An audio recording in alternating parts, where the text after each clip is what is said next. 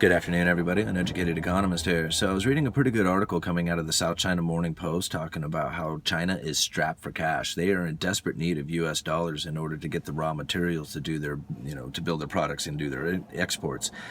But these importing products or importing raw materials from other countries is done generally in U.S. dollars, and they're finding it ever increasingly difficult to try and find these dollars in order to buy these raw materials. Now, it's all due to the trade wars and tariffs and everything else that's going in, because it's the slowdown of dollars going out away from the United States and towards China that is causing this slowdown in the U.S. currency coming into China. Now, China could sell off a bunch of their treasuries, but this is kind of a double-edged sword, because as they go to dump off their treasuries to try and get the money that they need in order to pay their debts, because they have a lot of debts that are also due in U.S. currency, as they go to try and dump this treasuries out there to try and get the U.S. currency to pay these debts, what they're going to end up doing is they're going to cause the interest rates to rise on U.S. treasuries. Now, this could be like, we're going to stick it to the United States by causing the interest rates to rise.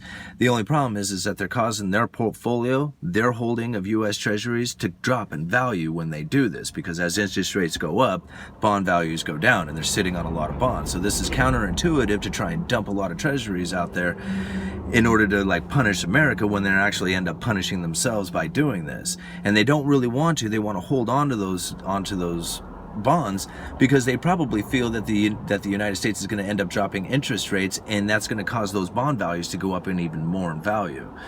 So right now they're pressuring companies to sell their assets that they have picked up to try and get the dollars in so that they can fund their country.